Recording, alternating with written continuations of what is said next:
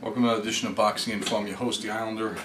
Just to actually let you know, this is February the 23rd, Thursday, which is usually 2 days late from the normal day I have posted shows. And without going into that long of a discussion of why this is happening the way it's happening, I just have to tell you that when you follow, you study, and you watch boxing as long as I have, and you grow up or finish growing up during the golden period of boxing back in the 1980s, recent events over the past few years are enough to make you sick. And pretty much that's the way I react to boxing when it makes me sick. I just kind of withdraw from it. It doesn't mean I don't watch it, doesn't mean I don't follow it. I don't feel like talking about it. And I'm going to back up a little ways and review a couple of fights that I've missed or that I may have previewed on the last show before I had to take it down. And then basically go forward and talk about some things that are going to happen in the future and other reasons why I've just basically, I haven't given up on the sport, but let me just preface what I'm about to tell you and why I'm so disgruntled with it, with the way I view the sport through my own personal eyes. And the thing is that if you can find an HBO telecast of a fight card back in July of 1988 in which they broadcasted a welterweight doubleheader, and let me paint the scenario for you. It was basically WBA welterweight champion Marlon Starling defending against #1 contender from Colombia, the unknown Tomas Malinares, and then Lloyd Honeyghan, the WBC champion, defending against his mandatory contender, a guy named Young Kil Chung, I believe was his name. Larry Merchant opened the show by saying that they came to, I think it was Las Vegas, basically to have two welterweight champions fight their mandatories with the intention of then fighting each other to unify the titles. And he said that one thing he had learned over the years is that boxing had become the theater of the unexpected. Well, as you all know, he prophesied the outcome of the two fights that night because Tomas Malinares was awarded, I believe, a 6th round knockout when he clearly hit Marlon Starling after the bell had rung to end the 6th round. And the referee, who I think was Joe Cortez on that night, went ahead and just counted Marlon Starling out. I think it was. I don't remember if it was him or if it was somebody else. But needless to say, in the second fight, Young Kil Chung was giving Lloyd Honeyghan not a hard time, but more trouble than he expected. And when Chung was basically pulling down on Honeyghan's neck, the back of his neck, Honeyghan launched an uppercut into his groin, which basically stopped that fight because Chung could not continue because of the low blow after being given 5 minutes to recover, and Honeyghan was awarded a TKO. Merchant reiterated at the end of the telecast that boxing is the theater of the unexpected. Now, I've never had any reason to disagree with him because it is true. But more importantly, as we've gone through the end of the 80s and through the 90s and through the first decade of this millennium, one of the things that I've noticed, and you have too, and I've pointed out to you all, is that boxing, the sport of boxing, is by far overshadowed and upstaged and ruined by the business of boxing. That's my motto, by the way. The business of boxing is ruining the sport of boxing. Now, I know a lot of you are going to basically say, well, you know, this Pacquiao Mayweather thing it's not going to save boxing. In my opinion, it doesn't even need to be made, that fight. It's a bunch of bull. But a lot of the other things that go on in boxing that don't go on in other sports, like cancellations and guys pulling out and all kinds of, that doesn't happen in pro football. I'm talking about American football, or even, you know, European football, otherwise known as soccer here in the United States. It doesn't happen in Major League Baseball. It doesn't happen in hockey. It doesn't happen in basketball. It doesn't happen in any other sport where one guy pulls out and it cancels the whole thing. And that's one of the things that makes me a little bit upset. All right, let's rewind and go back to a couple of things. Important things at the end of the year. The first was Andre Ward beat Carl Froch pillar to post in a very good technically sound fight. I'm not sure if I did get a chance to review this or not. It is what I expected him to do, as he won the Super 6 tournament, and he is clearly now the #1 fighter in the 168-pound division, aside from Lucian Butte, who Showtime snubbed basically out of this tournament. Ward did hurt his hand in this fight, and it has him sidelined. I'm trying to remember who I read Butte was going to be fighting next, as he keeps fighting a steady diet of what I would best label Joe Calzaghe-like title defense after title defense. Now, as much as I can rip on Joe Calzaghe for his 20 title defenses against nondescript opponents, when it came time for him to fight the elite, which many odds makers thought Jeff Lacey was going to beat Joe Calzaghe, he basically trashed him. I won't even touch on the Hopkins and Roy Jones Jr. debacles. But it was an all-around great tournament and great set of wins for Andre Ward, who has propelled himself into the top 5 pound-for-pound fighters in the world. Moving right along, also at the end of the year, Amir Khan, I remember previewing this, defended his unified 140-pound WBA IBF titles in Washington, D.C. against Lamont Peterson. And in the beginning of that fight, it looked exactly like I had predicted it was going to look. Khan scored a questionable knockdown against Peterson. He was having his way. And I think I would point to a couple of things in this fight that would show you why things go the way they go and why things don't go the way they go for other fighters. Lamont Peterson, in my mind, and even in his own mind, once the fight got underway, figured out he was never going to outbox Amir Khan or win a fight from a distance or middle ground with Amir Khan. So what did he do in the middle of that fight around the 4th or 5th round? He changed tactics. He got up inside Khan's long arms and brought the fight in the trenches. And basically he made a fight of it. Now, to me, I thought that Khan had done enough to win the fight. I don't dismiss early work. The fact of the matter is, and I want to touch on this going back to the last video that's still up on my channel, the Pacquiao-Marquez 3 fight. Don't you all think that in the eyes of the judges, in the eyes of the media, in the eyes of everybody watching, that that Lamont Peterson basically scored a victory just by surviving the fight? It's almost the same thing with Juan Manuel Marquez. He made a fight of it against Pacquiao in the 3rd fight, lasted the distance, and that in itself was a moral victory, enough to make people think that he won the fight. I don't think either one of them won the fight. I thought that Khan let the fight be too close, showed his vast inexperience of not being able to fight on the inside, and I really believe that he lost the fight more than I thought Peterson won the fight. I'm glad to see a guy like Peterson get a break like this, and again, this is, when I get back to telling you why this doesn't normally happen or why other fighters don't do this, because it's very hard to get a professional fighter to change speeds or change gears in the ring. When something's not working, it's very hard to get them to change their game. And Peterson showed that he could do it, that he had to do it, and he did it. Regardless of whether you agree or disagree with the decision, I don't think it was an outright robbery like everybody thinks it was, but at the same time, I thought Khan, being the champion, deserved the benefit of the doubt, scoring an illegitimate knockdown and such throughout the fight.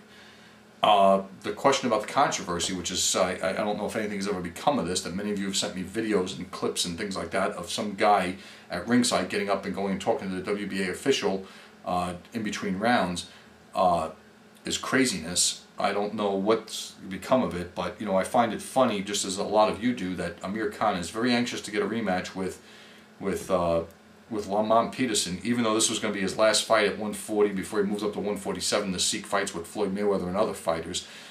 He's anxious to get a rematch to get his titles back, yet he's not anxious to get a rematch with Brayden Prescott, who lost, as I pointed out on the undercard of Pacquiao-Marquez 3, a 10th round stoppage, lost to Mike Alvarado. I think the thing is that I'm starting to lean towards Khan's people and the fact that if Prescott can't get past the likes of Mike Alvarado, why does he deserve a fight with Amir Khan? I mean, just because he owns a 1-round knockout in another weight division over him doesn't... You got to work your way up to a champion. Now, if Khan was to never get a title and he was in some middle ground, then I can understand the argument that Khan should fight Prescott. I always have, been able to point that out. But the two of them are performing at way different levels now, and although I would like to see that happen, I don't think it's as pressing of an issue right now for Khan. I don't necessarily know that he took this fight lightly. It didn't look like it to me. But at the same time, if he could be out-hustled by Peterson, I think he better get the idea of fighting Floyd Mayweather out of his head. All right, a couple of fights that have gone on in the last couple of months since I've posted a video. Nonito Donaire took on Wilfredo Vasquez Jr. in what I would call a very high-profile fight for the lower weight classes in the 122-pound division. And for the first time in a long time, Nonito Donaire looked human. He did score a hard knockdown over Vasquez Jr. and pretty much had his way with him, but there was plenty of resistance, reluctance, and even offense from Wilfredo Vasquez Jr. And one would have to say, is this the kind of performance that would tell you that a fighter is the number 2 or 3 or 4 pound-for-pound fighter in the world? Well, they all have speed bumps, and Wilfredo Vasquez Jr. is a quality opponent. I would have to, think that maybe this is just one of those things where, it's not a very easy fight for Donaire to get up for. It's not the same as getting up for fighting against Fernando Montiel. So I give him a pass. I thought he won the fight going away. I thought that Vasquez Jr. asked questions of him that needed to be asked, and Donaire answered them. I just think that most people were expecting a stoppage win or a more dynamic electric win, which didn't happen. Sometimes you have to grind them out, and that's what Donaire did.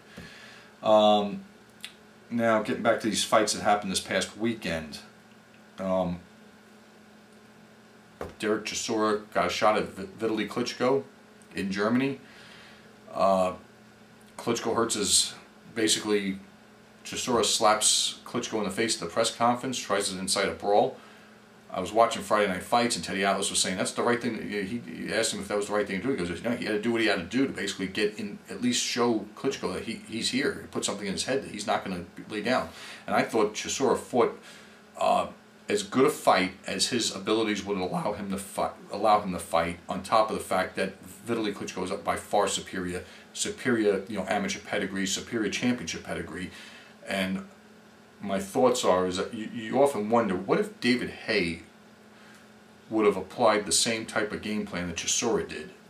The Klitschkos might not have a stranglehold on the heavyweight division, and I think this fight was proof that stranglehold is starting to loosen, because I think a fighter with the right power and the right experience is going to upend one of them sooner rather than later. And I keep pointing to, if Chris Arreola can get a shot at Vladimir and act and implore the same kind of game plan that Chisora implores, that might be what upends the apple cart in the division. I'm not certain of it. I would make Vladimir Klitschko a strong favorite over the fight, but anyway, Vitaly Klitschko, after hurting his left shoulder in the 3rd round, almost exclusively used his right hand to basically pick off Chisora and scored a comfortable unanimous decision. I do believe that this was a stepping stone in the right direction, because eventually someone or some number of people are going to come forward who have the size, the vital body parts, a backbone, intestinal fortitude, and some balls to basically fight the fight they need to fight to win, to beat these guys. Saying it is a lot easier than doing it or executing it. I saw in this fight the way the plan that needs to be executed and how it needs to work out. I just think that the experience level of Chisora was not to where it needed to be in order to do this. Not like when Layman Brewster beat Vladimir Klitschko the first time they fought. There was the guy who had the experience, the size, the power, and the mental capacity to basically execute a plan and survive an onslaught in order to get the job done. Also, last weekend, I'm trying to think what the other fight I was going to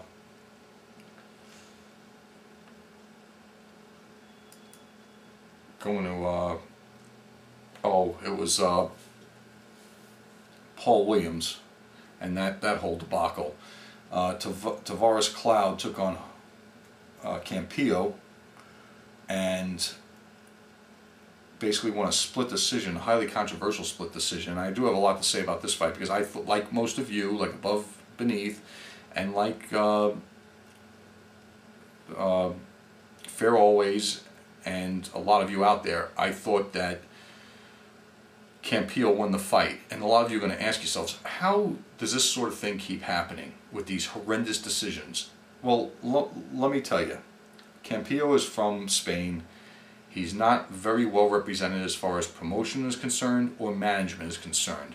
The guy who is represented better with promotion and management usually gets the better end of these controversial decisions. It has been true in all of boxing. And if you look at, I'm trying to think of what the guy's name is from Argentina that's lost two very close decisions to Zab Judah and to Delvin Alexander. Again, those two guys had big promotion companies behind them, big management behind them, and the guy from Argentina didn't. And this is a prime example. And it's going to reoccur over and over and over in boxing. It's just the way things work.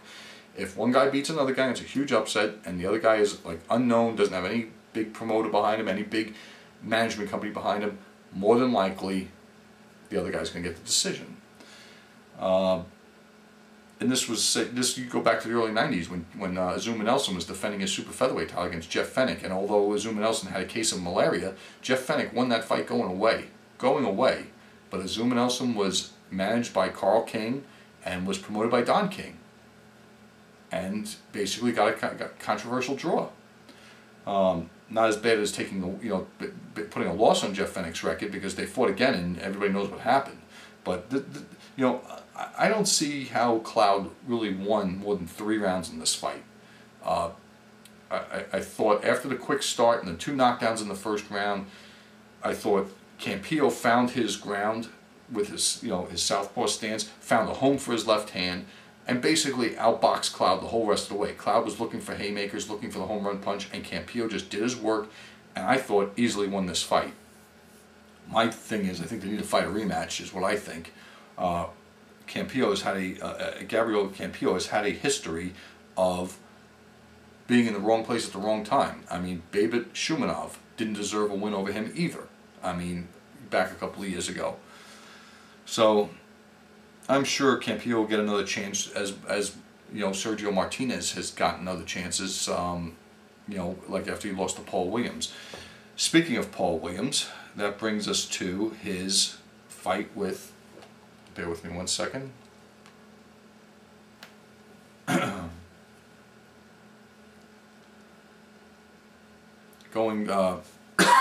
Excuse me. His fight with Ishida.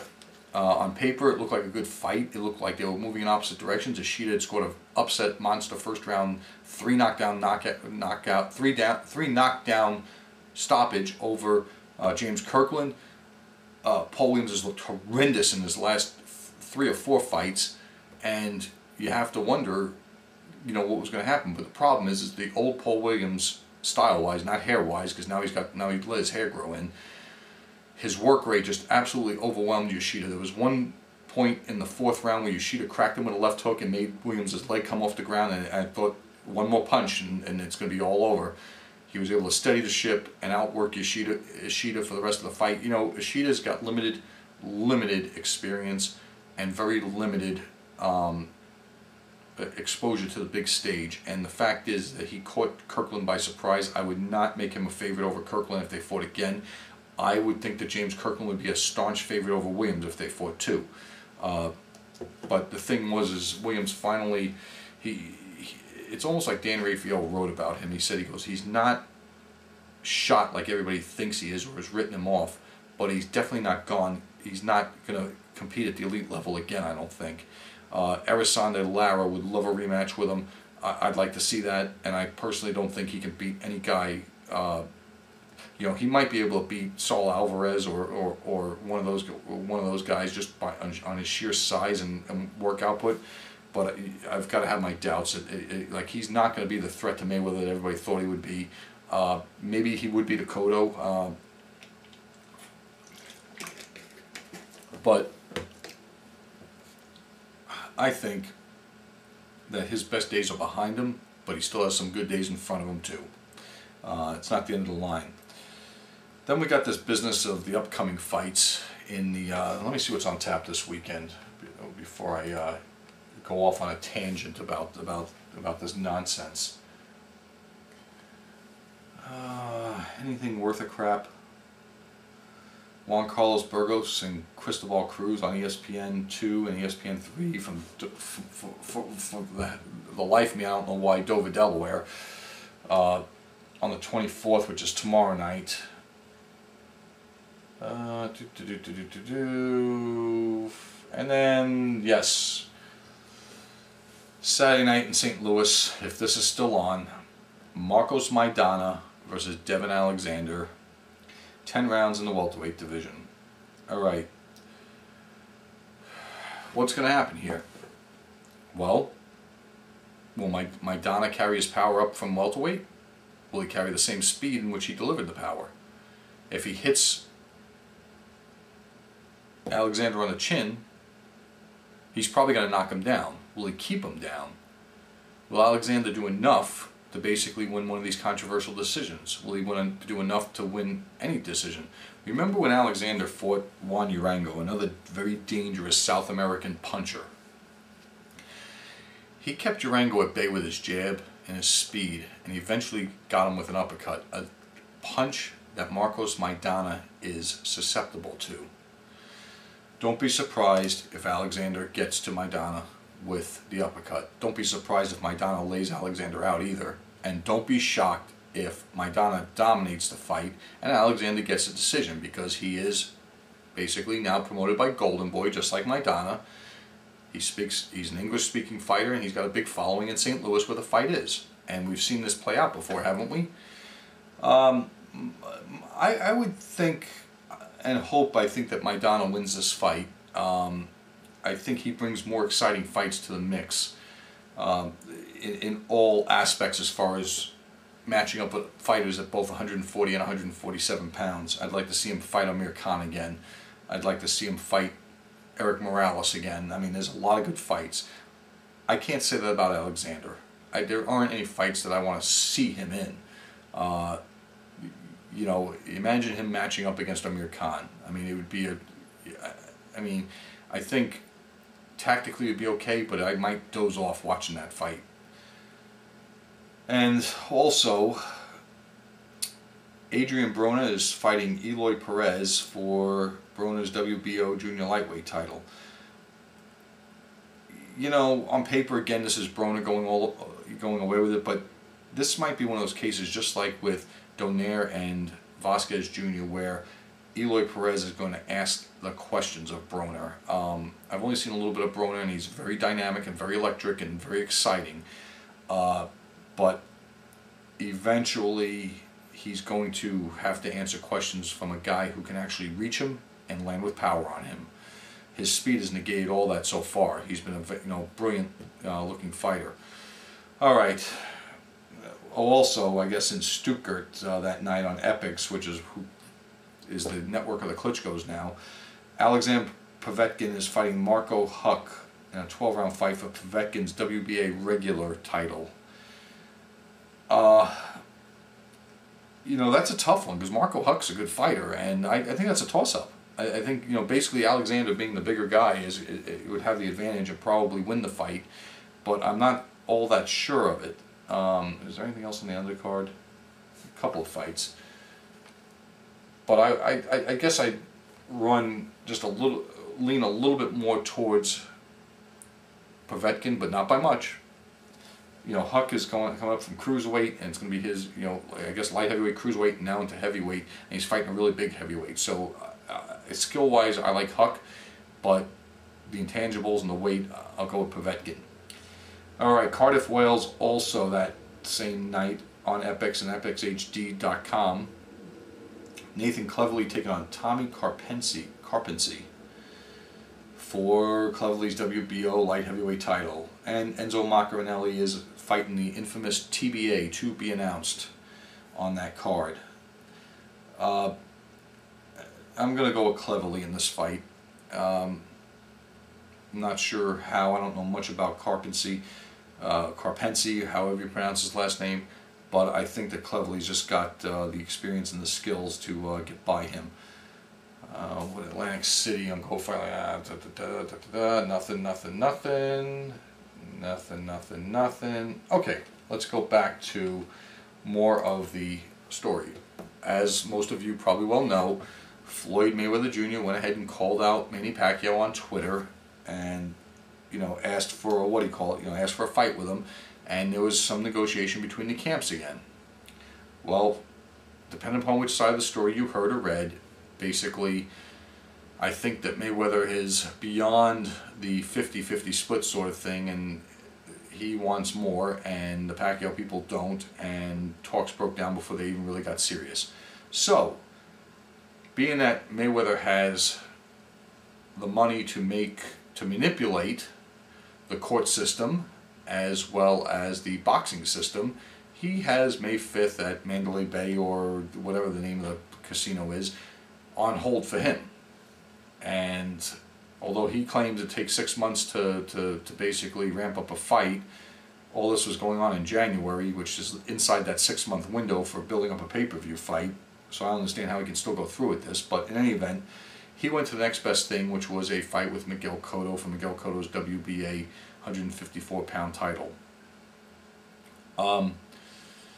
This fight 5 years ago would have been really a super fight. It is now just a good fight. I mean, it's a good fight. Let's put it that way. I don't think Cotto has anywhere near the chance of winning this fight as he did 5 years ago. I do think he is going to probably ask questions of Mayweather that haven't been asked to him before. I don't think Cotto has the power to get this done. And I don't think he has the output to get this done. But at the same time, skilled fighters, it's gone throughout history. They grow old overnight. And it's happened to the greatest of them of all time. And one of these days, Mayweather's going to wake up and feel great and get in the ring, and all of a sudden different body parts aren't going to work anymore. And most of you who think he's God think it's never going to happen. I've got news for you. I'll bet everything I bet everything I own on it, and everything Obama promises all the indigent in this country, that day will come, and you'll be owing me a king's ransom. Because that day is going to come. It may not be this day, and it's probably not going to be on May 5th, but eventually that day is going to come. And for every time that I won't pick, as Jim Rome on the radio says, I won't pick against a guy, and I won't. I mean, I respect him too much to pick against him, and I think that Cotto is on the same train line as Paul Williams. He's not shot, but his best days are far in the rearview mirror, way far back. He's been handled just absolutely delicately since the Pacquiao fight. He's had soft touch after soft touch. Margarito was brought to New York to lose. There's no two ways about that. And even that fight was getting rough for Cotto at the time it was stopped, because his face was starting to show the wear and tear of this. Even with legitimate hand wraps, his face was all red and it was starting to swell again at exactly the same time it did in the first fight. And he's lucky that this whole fear and phobia of Margarito's eyesight, brought that fight to an end. And I think that with Mayweather's probably going to outbox Cotto, and probably, not a shutout, but he'll win the fight comfortably. I think, because I don't think Cotto has an offense to really worry Mayweather, and I don't think he's got a defense to stop Mayweather. And that's basically where I sit on this one. Now the other fight is if Manny Pacquiao is not fighting Floyd Mayweather, then who is he fighting? Well, the powers to be at Top Rank, and some of you are probably asking me, why aren't you touched on how Cotto is fighting Mayweather? Well, Cotto's contract with Top Rank expired after the Margarito fight. He is basically a free agent, and the last I heard at the time of this taping, He was not signed with any particular company for a long-term agreement. As a matter of fact, from what I read, Cotto and Ted DeBuff of Top Rank, Cotto called him personally to tell him he was making the deal with Mayweather, with Golden Boy promoting it, that there were no hard feelings. He wasn't leaving them permanently. He wasn't going to Golden Boy permanently. It was just a one-fight deal. And Ted DeBuff was reported as saying that it was very amicable. They have no problems with what he's doing, and they hope to work with him again. Maybe they will, maybe they won't. But needless to say, for Mayweather, this was the next best thing in my mind to Pacquiao. And a lot of you are going to probably say, you know, how could you say this is the best thing? Why Pacquiao made... Look, you got to understand something. Boxing has evolved into this superficial. It's a real sport, but a superficial business in which fights are not made anymore just to make a fight and just to have a title reign. They're made to maximize every single cent that is out there to be made.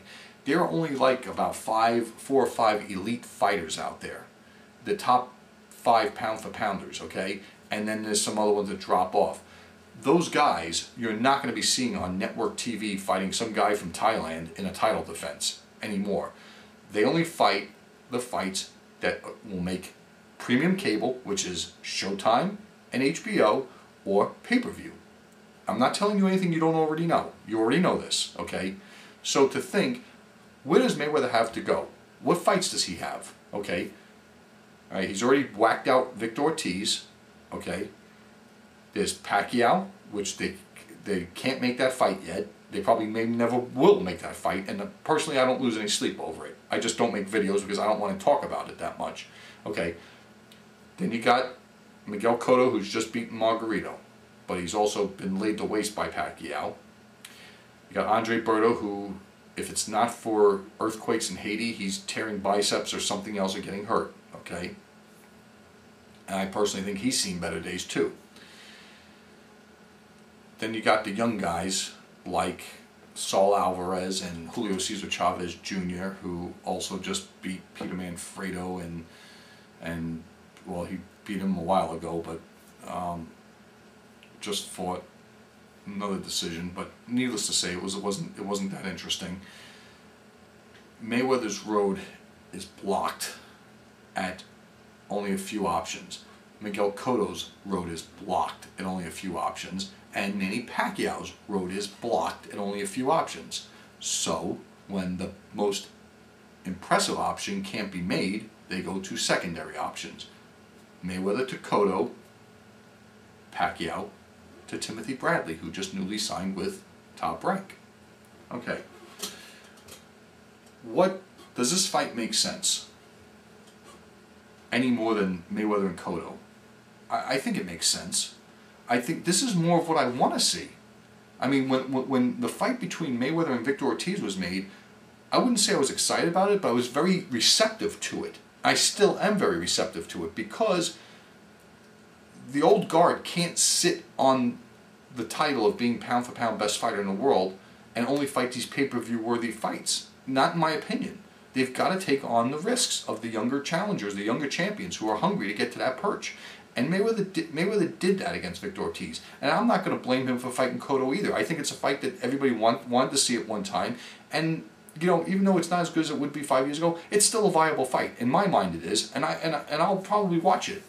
Now with Pacquiao and with Timothy Bradley, this has been a case of basically Pacquiao has had a steady stream of pay-per-view fights, top-notch fights, and now his options have been severely limited. So what's he going to do? He takes on one of the newly corralled, you know, I'd say top 10 pound-for-pound fighters in the world in Timothy Bradley.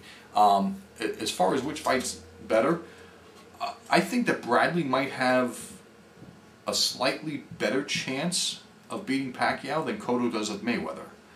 I think that Timothy Bradley is become very seasoned in a very short time. He's not flustered by the big moment, as proven in his fight against the magician there in England, Junior the Hitter Witter. I mean, that was basically an uphill battle that he handled beautifully.